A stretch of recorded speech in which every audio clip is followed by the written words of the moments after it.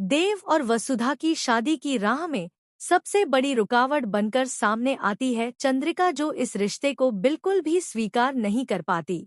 आने वाले एपिसोड में दिखाया जाएगा कि देव बड़े ही प्यार से वसुधा को प्रपोज करता है और वसुधा उसका प्रस्ताव स्वीकार कर लेती है, जिससे दोनों की जिंदगी में खुशियों की बहार आ जाती है। लेकिन जैसे ही देव अपनी मां चंद्रिका को यह बात बताता है कि वह वसुधा से शादी करना चाहता है, तो चंद्रिका हैरान रह जाती है और उसके मन में यह सवाल उठने लगता है कि आखिर वसुधा जैसी लड़की को देव क्यों पसंद करने लगा।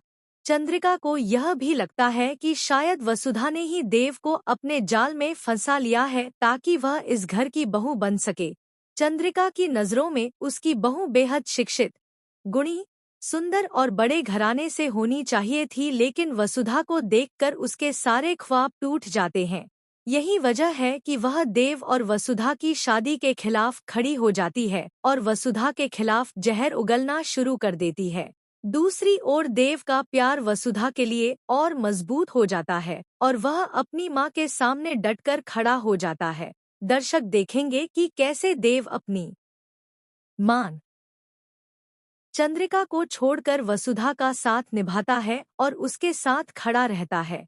इस दौरान शो में ढेर सारे ट्विस्ट एंड टर्न्स आएंगे, क्योंकि चंद्रिका हर संभव कोशिश करेगी कि यह शादी न हो और देव को वसुधा से अलग कर दिया जाए, लेकिन देव अपनी मां के खिलाफ जाकर भी वसुधा के साथ खड़ा रहेगा।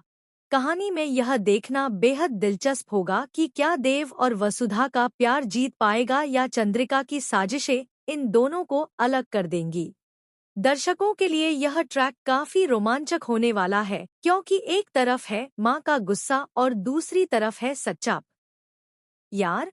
ऐसे में अब सवाल यह है कि क्या देव और वसुधा शादी के बंधन में बंध पाएंगे या फिर यह रिश्ता अधूरा रह जाएगा। फिलहाल फैंस दोनों की जोड़ी को खूब पसंद कर रहे हैं और उनकी केमिस्ट्री देखकर बेहद खुश हैं। लेकिन चंद्रिका का विरोध उनके रिश्ते की सबसे बड़ी परीक्षा साबित होने वाला है।